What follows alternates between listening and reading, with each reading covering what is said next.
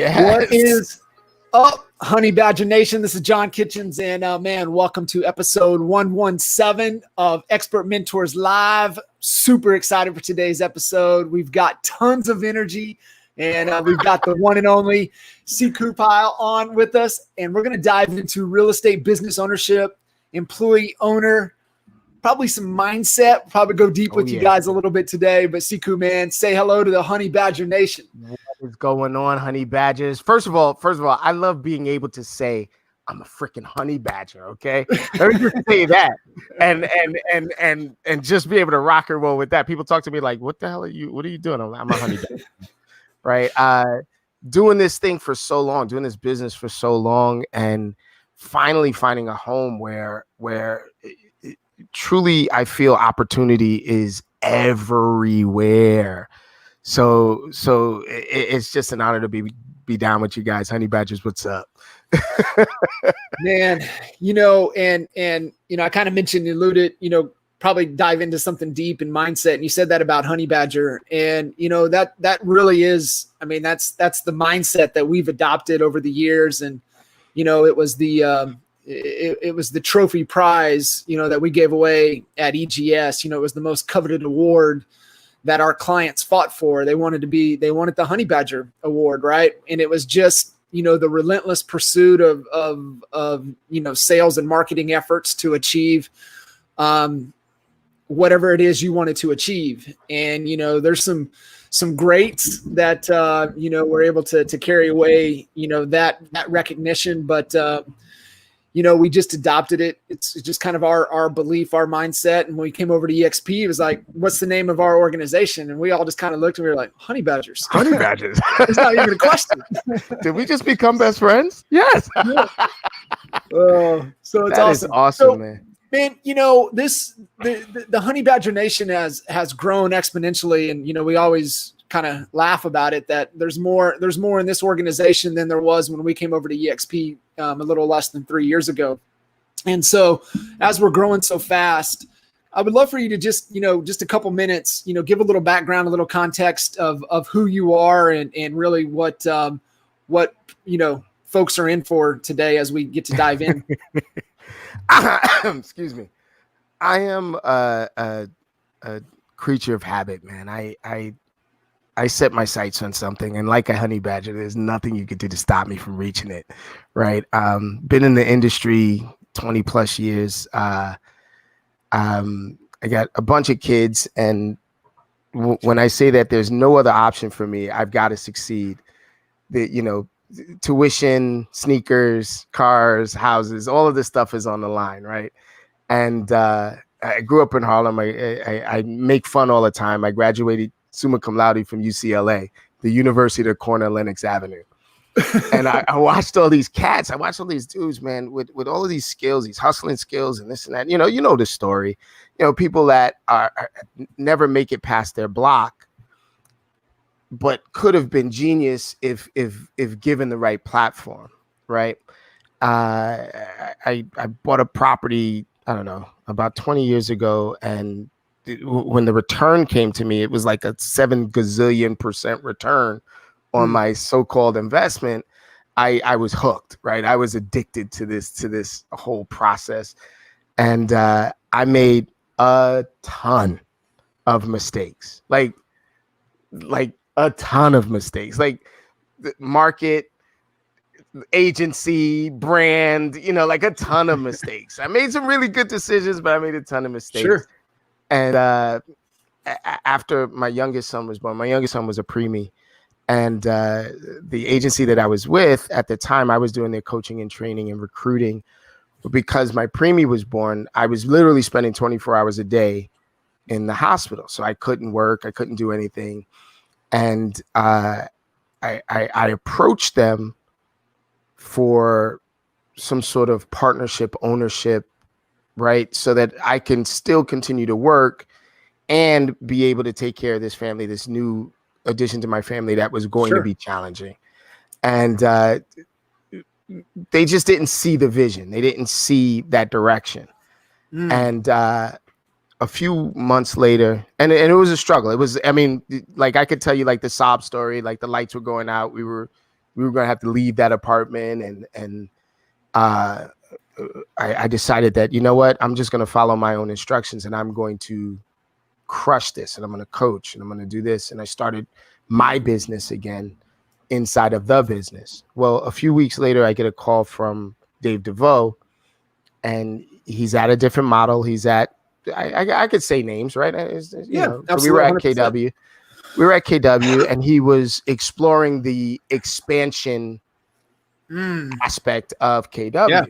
And I got to be honest with you, the idea was freaking amazing.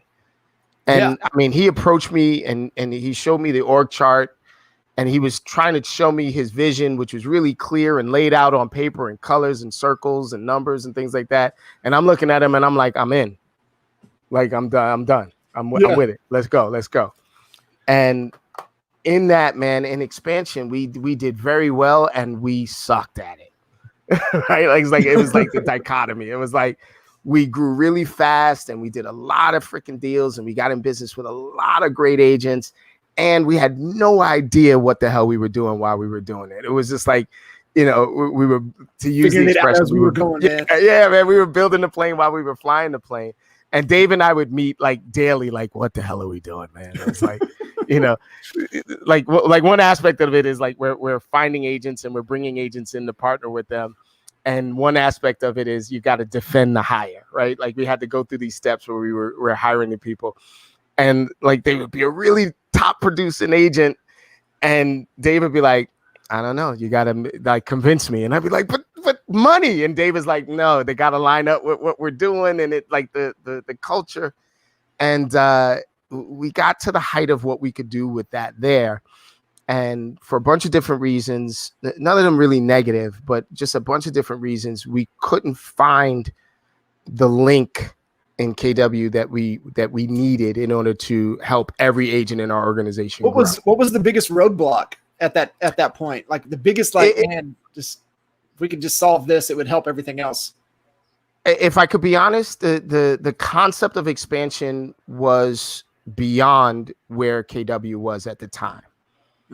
Right. So, and I mean, and I'm not saying this to be derogatory, but the reality is that the concept of expansion is EXP.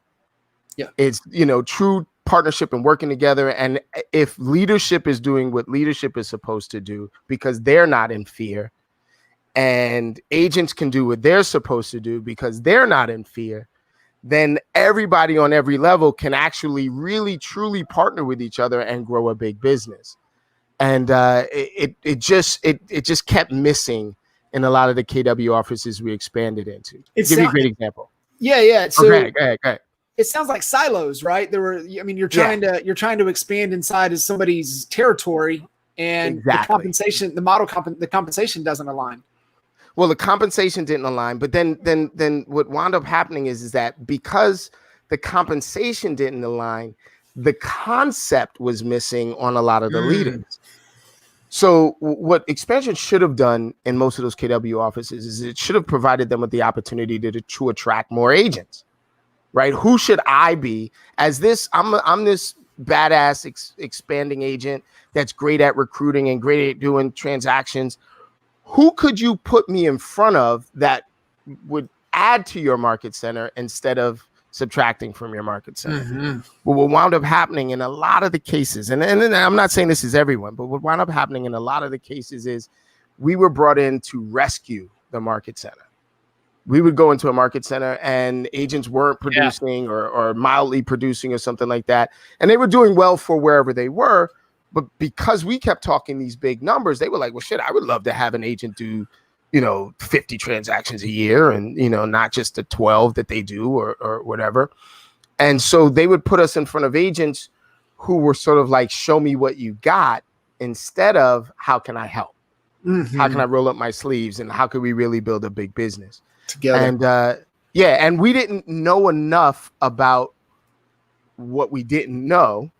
We didn't know enough about what we didn't know to be able to say to agents in real time, no, wait, no, let's slow down. You don't need us. You need to do this, or you need to go to coaching, or you need to go this way.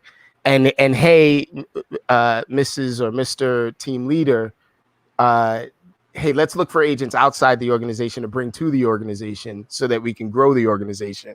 So because that didn't happen, there was a lot of resentment. And so team leaders were often in competition with us for agents. And so what we wound up having conversations about, like, well, you know, this team leader said your compensation package is wrong for me. And it, like, what?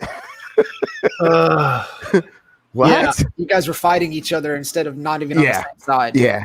And I want to be perfectly clear. These are wonderful people who were doing their very best for what they felt like their charter was. But in actuality, expansion was for us the stepping stone to a company like EXP, where I heard Tracy Lewis say, EXP sets agents free.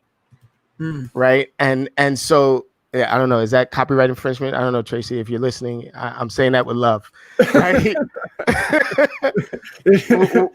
There's so many layers that agents really can look at this as a business, and growth in this particular scenario truly benefits all of the people in all of them. I can go on for days. I got the shit. I'm the real cheerleader for it right now. I got this from Carlos. I mean, it's a real problem that was in the way of what it is that you guys were wanting to accomplish. And so you guys had this vision. I think that there's a lot of value in what you're sharing for everybody listening in.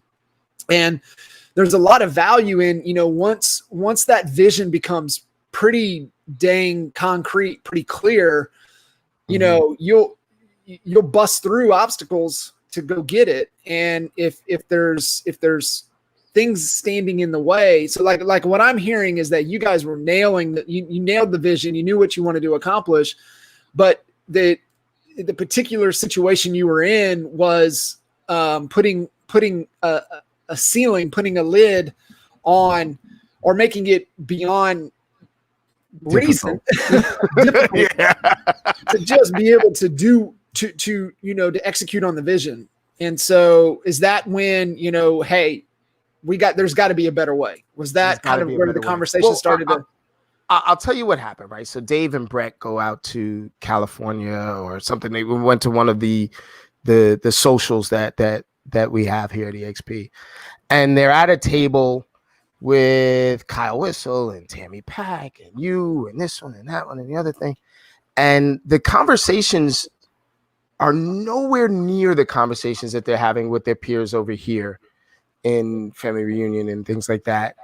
And the amount of pure, not manufactured, pure generosity, pure contribution, pure just giving and sharing of information and direction. And I believe at one point, Dan Beer looks at Dave and Dave was talking about something and was trying to like figure out how to get information out of Dan. And Dan was just like, hey, here. And he just wrote down like a strategy in order to do X, Y, and Z. And Dave was just like, oh, okay, thank you. And, you know, he put it like, it's so alien in a normal scenario. Most agents are in their corner. This is my sandlot. Leave me, right? You know, fighting each other. And it was just a total opposite here. I'll give you a great example. And I'm not beating up on you guys. Okay. Don't be mad. I'm not beating up on you. You go to KW. When you walk in, there's words all over the walls, right? It's got, you know, think big and this and that. And then there's a wall with pictures on it. And those pictures are the ALC, right?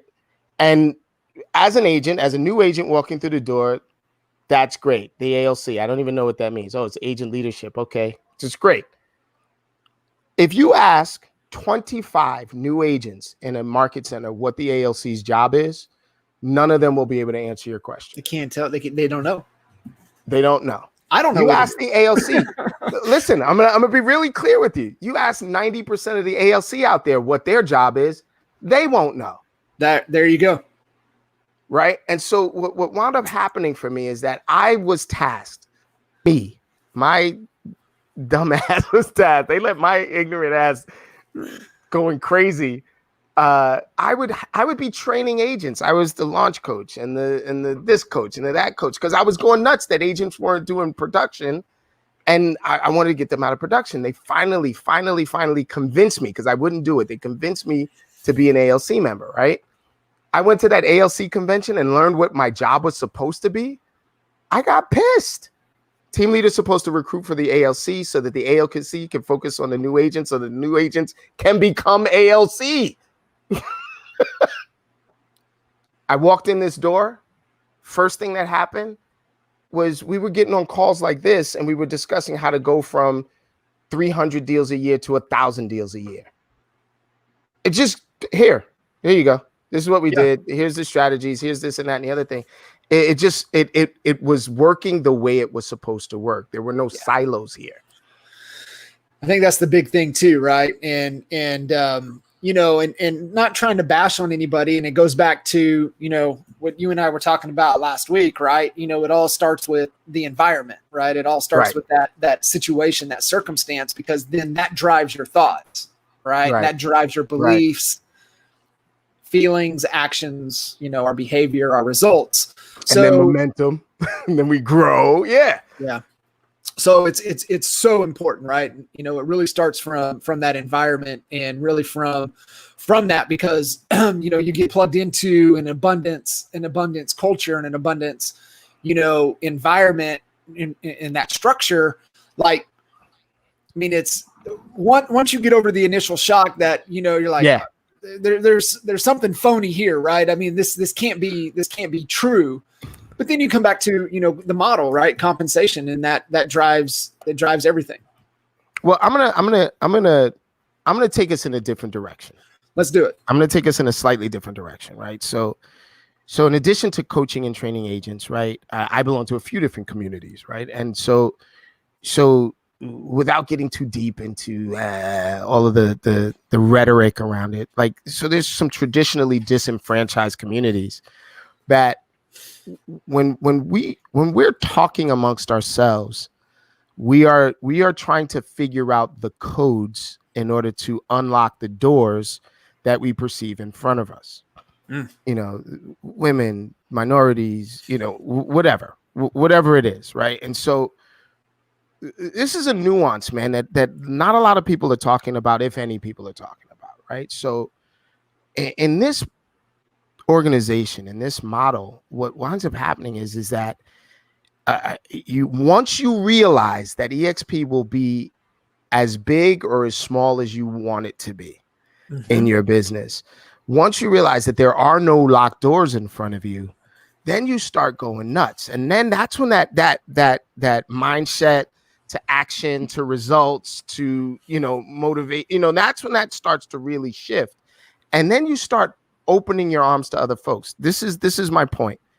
I have never, ever been so impressed with the way people give than I have been here, right? Fee Gentry and the BEN, the Black EXP Network, and the EXP Latinos down in Florida. Like, Veronica Figueroa has a team meeting that I don't think I've ever seen less than 50 people on. You know, you see the little squares and things like that. I don't think I've ever gotten on one of her meetings where there's less than 50 people. You can't fake that. No, there's no way. There's no way to fake that. There's no way to fake attendance. There's no way to fake enthusiasm like that. You can't pay people enough to buy in. Unpack that a little bit. Why is that? So I get to talk to them, and there's a genuine passion for growth. They are producing agents. They are opportunity finders, and they're leaders. And the one thing that's missing, without getting too political, without getting any, you know, I'm not trying to take this down a political route, but the one thing that's missing in most of our lives is true leadership. And that vacuum, in that vacuum, we will go with any kind of structure in place of leadership. And that's why we end up at the CBs or the Weikerts or the this one or that. It's any kind of structure will do. But when you remove the need for that, so pandemic happens, world shuts down, and the traditional structure is gone, in that vacuum, true leadership shines. So Veronica and the Sotos and DeVoe and Sakura and you and Nick Cram, like what happened was true leadership in that vacuum was left out front. Not that we had to step front, but it was left out front. And I mean, by a mile. And people was like, what's going on over there? And how are they still doing deals? And why is that energy still so great? And how is everything still so positive over there? And they won't give up. And the magnetism went there. And then I think truly what happened was, and forgive me for this, and I'm not slighting anyone who's lost anyone, we've lost, but sure. Truly, I think the effects of COVID is it showed us just how irrelevant the old model was. It showed us just how little we really needed the archetypes, right? The desk, the this, the that, the corner office, the this, like that means absolutely nothing to real business. And so in the absence of the fake, the real began to shine even brighter. And there was nothing in the way. So the Figueroa team and two Manny properties, Manny Barrios down in Orlando, and folks in Virginia and folks in Atlanta. And what wound up happening is that these agents needed that leadership. Yeah. And found it in good people. Yeah. I think that's what it was. Everything rises and falls on leadership. And, I think, when I think we all can see great leadership, and I think we can all see terrible leadership. Yeah. And they're both great contrasts to draw from. Right. And so being able to see that, and, how can you start to put some of that into your life, and how can you start to model those behaviors and impact those that are paying attention to you. Right. And, it's like, it's one of the things too, working with so many clients and hearing it's just like, I'm not a good leader. Like leadership is a skill, right? Anything that's a skill can be developed, right? If you're great on the phones, you can be great at leadership. It's a skill. You just have to make the choice that you want to be better, and you need to surround yourself with those that are demonstrating and model the behavior that you want to tap into. And so I love that. And I know one of the things that kind of the key points that you wanted to kind of emphasize on is that contrast between somebody that is from a leadership mindset versus just an employee mindset. Yeah. Dive into that a little bit for sure. So let me first do this, because it gets misconstrued a lot. I was raised by someone who was an employee. Yeah. Okay. I was raised by a single mom who worked every freaking day of her life. She's a retired. She's worked at some of the biggest fashion companies in the world, Calvin Klein and this one and that one. She every day that I ate, it was because an employee fed me. Okay. So let's be really clear. I'm not talking about physically showing up to work. I'm talking about the mindset that every day that my mom worked, she also worked on her business. So every day she went to work, she also worked on her business and had a separate clothing line that was her own, and sold her own clothing line and did her own thing. There was nothing but, it looked like a sweatshop in my house.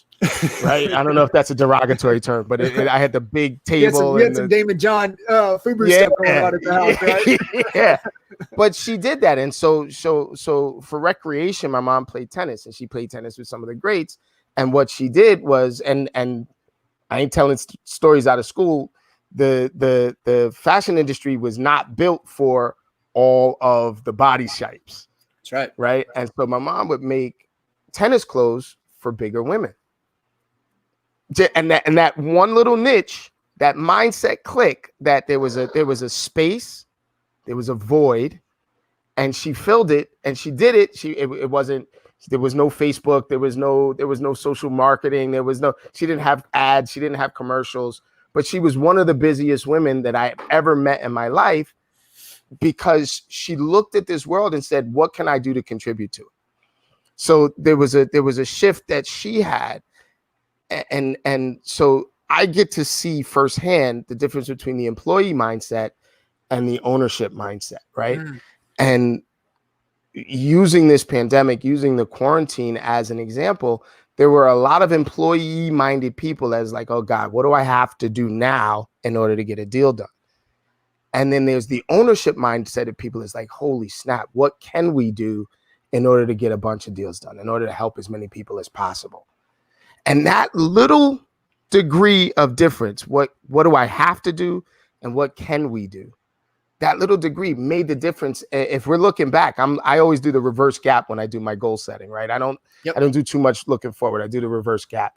And I'm looking how far so many of these agents have come as a result of being able to pivot into that mindset. What can I do now in order to help as many people as possible?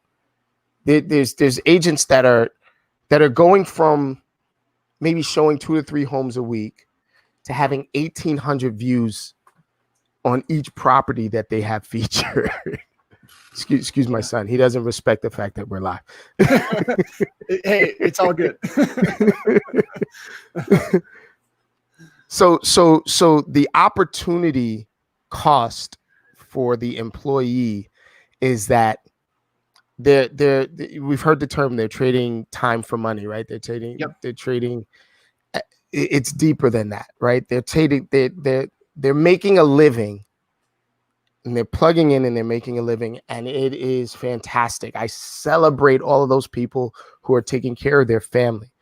The only difference between the leadership and the sort of employee mentality is that the leadership is making a lifestyle, and they're pulling out time from the money that they're earning, from the time they're putting in earning money. They're going to pull time out and they're going to enjoy it, or they're going to use it to leverage and help somebody else's life, or they're going to put another agent on and help them to grow. And that little shift quite literally is it makes all the difference as far as I'm concerned with our coaching, with our mindset, with our business and growth. And in this model, it celebrates the leadership. It celebrates the ownership mindset. It says, well, what do you want to do? How big can you grow? And I think that is the most attractive thing to me, the most useful thing for me. And to be very honest with you, I to use Tracy's thing, agent set free at EXP, it's the most liberating thing for me. I haven't worried about a dollar in a year and a half, in months. Yeah. Yeah, I think that, one of the distinctions in there that was kind of ringing in my head as you were kind of, breaking that down was, the I have to versus I get to type of thought, Yes. And just thinking through with that type of, it's like, oh, I got to go and I got to do this. And you're going to get maybe 30%, 25, 30% effort out of that type of, you hope. Yeah. Versus I'm coming from a place and how can I just add value? Yeah. I'm gonna make a point. Make a point, John. So I talk to people all the time. You talk to people all the time. You meet agents. The entrepreneurial mindset, right? And so different from leadership. And I mean this from the bottom of my heart. The idea of ownership is different from leadership in ownership, right? Is leading and taking the risk and risking failing and doing things the wrong way and making a mess. Every single person I know that has a job hates their job. True. Like they like being employed. They like the money or whatever, et cetera, but not one person is like, this is awesome. I gotta work. Right. And there's a young lady that I used to work with that I love. Her name is Jimenez. She says, everybody wants a job until they have to work. Right. It's a great point. It's a great point, right? Everybody wants a job until they have to work. Right. So what I've noticed is that the language of the employee is complaint. It's gripe. It has the reverse effect of grit to it. It's the burden of pushing the ball up the hill. And that's all. That's what leadership. That's life. Everything worthwhile in life is uphill. You have to go uphill. Yeah. Because on the other side of the hill is what is on the other side of the hill is everything that you want, is the roller coaster. It's all of this and that. Right. And so what I've learned is to recognize leadership early, right? To recognize leadership early is to give them the most difficult task. Is to give them the task of mastering their own mind and mindless repetition and boredom. And so you can see a leader within the first 3 days. You can see a leader within the first 3 days. The leader is the one that's like, oh, what I saw was this happening, and I plugged in and I added this so that it would make everyone's job easier going forward or behind me. That's leadership. You should promote that person. That third day, that person should be promoted. You know, when you look at there's when you, that example you just shared, and the one word that is really the glue when it comes to leadership is care. Yeah, that person cared enough to add value and make a difference. Right, looking for opportunities to add value. Yes. 100%. And that go back to that a little bit with your mom, because to me, she saw that there was an issue because she was in the industry.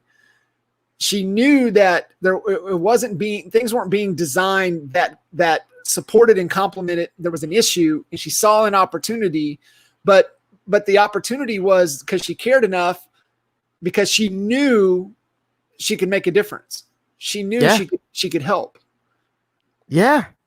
And so she took her skills, she took her knowledge, right? So we talk about in the Appointment Academy, I talk about your job is to find ways to provide resources. There you go. If you want a job, your job is to find ways to provide resources.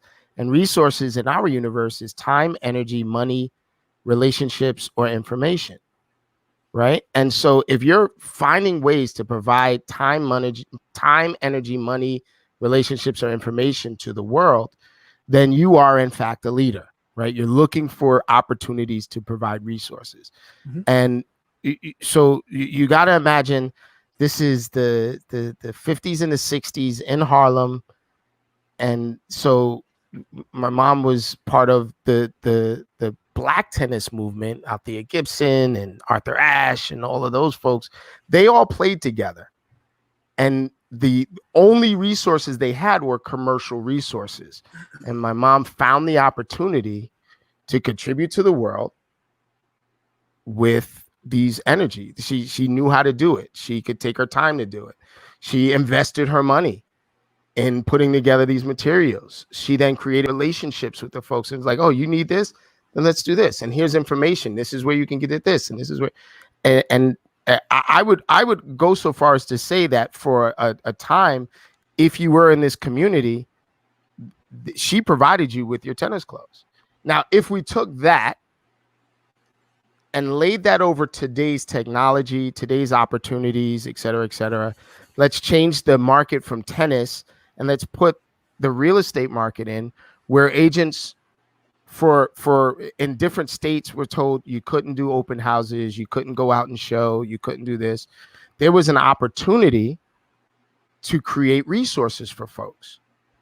And the ones that were looking forward and looking for the opportunity to change the world took it. And the ones that were looking backwards and were complaining, they just sat there. They took other jobs. They stimulus checks and shit like that. You know, I could say that, right, John? I'm sorry. I didn't mean to curse. You can definitely say that. It's a Honey Badger Nation. You can say anything. That's right. You know, but that's and once again, I'm saying I am not poo-pooing on anybody that does what they have to do to survive. What I'm pointing out is that the entrepreneur, the ownership mindset has an abundance switch that says when things are at their worst, this is when this switch goes on and we're finding new opportunities to deliver resources. And that's it. That's the only thing. Yeah, you're always looking if where what are all the ways, right? This is still the objective, it's just These are new barriers. How do we overcome it? Right. So it's just, it is, I mean, it's all mindset, right? It all starts there, and it all starts in your thinking. And so I go back to the beginning of this conversation, is that sometimes you're in a position, you're in a circumstance, you're in an environment that doesn't allow that type of thinking. Yes. And so, sometimes it's just like, why, what are you consuming? Who are you spending time with? What are the conversations? What are you listening to? You need to be in that environment that allows that type of thinking. And just shows you that, there are a lot of ways to get to the, to the finish line. Hill. Yeah. So Dig, we talk about fear, right? We talk about the employee is usually afraid to take the risk because they might lose. They might lose some money. They might lose some time. They might lose some energy, right? They might lose relationships. They might lose some information. I don't know if you could ever lose information, but you understand what I mean, right? Yeah. So the owner opportunity is risk. It is the lack of fear, right? Is the knowledge that you will fail in order to succeed, right? So I'm gonna, if I may, for just 2 seconds, I want to talk about this brand, this EXP brand, right? So we come over, hotshot, pain in the ass real estate agents. We come over, right? And we've got our great lead gen system. We've got ISAs, and our agents are fucking calling, and we go maybe 3-4 months just straight pounding. We're doing this. We're gonna do it. And one of the agents, he's gone now. He's a good friend of mine. His name is Devin. Devin taps me on my shoulder. He's like, "Yo, man, this KB Core thing is pretty powerful." And I'm like, "Yeah, KB Core, get the fuck out of here. Leave me alone. I'm follow-up boss. I'm your white boy. Spending money, baby. Let's go." And he's like, "You probably should take a look at this, man, because it's generating some business for me." And I'm like, all right. So I trust him. I love him, right?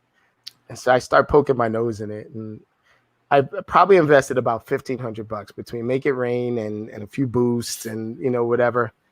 Dude, we are swimming in leads, like to the point where agents are like, "Oh, I don't know about this one," and like cherry picking. Yeah, you start cherry picking, right? And so the point that I want to make is that this model, because it's a system, because I can just come over and plug into the basic system, any risk that I want to take now is leadership risk. I wonder what it's like if we do this. Hey, let's take care of this. Let's use this lead lever. Or let's do this, or let's do that. Because that basic stuff, there is no fear. The basic stuff is taken care of. I don't worry about lead gen. I'm not worried about a bunch of ISAs. Yeah, we might have one or two and, whatever. But my agents are answering the call in between them lead generating for their own listings. And and they're answering the calls probably once an hour, every hour. You know what I mean? So now when I meet an agent, now we're talking back to the beginning, talk about expansion, right? So I meet an agent in such and such market, and they're interested, but they want to know, and such and such and such. I'll say, listen, why don't we do this? Why don't I deliver a few leads to you and see how you handle those and see where we go from there? I can't, there's no fear. There's no silo. I'm not busting into your market. I'm going to go ahead and deliver your market to you because that's what we do. And I'm going to show you how you can deliver your own market to you. And then 1 and 1 will equal 3 at that point. Yeah. It's no longer 1 and 1 equaling 1. I'm not rescuing any agents. I'm not doing this. I get to meet so many leadership-minded agents now. We do this thing every day called the commitment to capping, right? So your agents, my agents, whatever, can come into commitment to capping and focus on capping, right? In the process, all of them qualify. In the process, all of them are learning how to do deals. In the process, all of them are figuring out how to market. In the process, all of them are becoming really self-sufficient. In the process, all of them are growing their agent count, right? But because we do this, we meet at 8 o'clock every evening. It is a weird hour, right? 8 o'clock Eastern time. It'd be, what's that, 7 o'clock your time, right? Yeah. So we meet at 8 o'clock every time, every night. And we just do a coaching session, man. We ask the 4 big questions. Did you do what you said you were going to do? How do you feel about that? What are you going to do tomorrow? And how do I help? That's it. That's it. It's not difficult. It's not strange. It's not crazy. And either you're going to lean in, or you're still going to be stuck in your old model where you're leaning back and a little bit suspicious until consistency takes over and that leadership and ownership mindset takes over. And it goes, holy crap, this is the real thing. I can take a risk and I can choose to grow. It is amazing. So as a coach, I know you can appreciate this, John. As a coach, I get to watch these people lead the coaching calls. Yeah. I'm not leading the coaching calls. They lead the coaching calls. They're asking each other the questions. The only thing I get to do is ring my bell. That's it. That's the only thing. How many appointments you got today? 4? Okay. Ring my bell. And we're doing what we call a deal a day challenge. And everyone is leaning in. And some people are doing better and some people are learning and growing, but everyone is leaning in, and it's awesome and it feels great. And I think too, within the right safety net, right, in the right environment to where they can lean in and be vulnerable and put themselves out there, right, be authentic. And so trust is authenticity times time, right? So yes. The more genuine and real they are over a greater period of time, the more trust that they build within the community. And they're adding value, but they're also being vulnerable. So when other people see that, they jump in, but they also jump in to contribute, right? They also jump in to contribute to help and add value. Say, hey, man, this is what I found is working really well for me. You might want to give this up, or hey, let's jump on a call one-on-one. We can work through that. And that's the cool thing, when you've got that right mix, that right, like you were talking about, and Brandon posted, culture and core values. When you have that right combination, people feel free and that trust is there. But within this model, you can do it on such a grander scale. Yeah. It's the thing. You know what the number one quote is inside that little group? Wait, I can just invite agents in here? That's the number one quote. They go 3-4 days and they go, can I invite, an agent in here? And I'm like, yeah, I'm like screaming, hell yeah, fucking bring them in. Ah! Warn them ahead of time that I'm a lunatic and that, this and that. And they're like, wait, I could just invite agents in. I'm like, fuck yeah. If they're not for us, they will not stay. That's right. They just will not stay. And that's fine, because, they're going to be miserable. And that goes back to, core value alignment. And we always tend to say, well, we get frustrated with them, but it's like, they're uncomfortable. That's just not, that's not for them. So, set them free, let them go find their own, flock. Swim. Man, it is a big ocean. I work with a lot of great coaches. I'm coached by great coaches. I work with great coaches, and I'm watching great coaches come up. And the one thing that I encourage folks to do is to go find multiple coaches. Mm-hmm.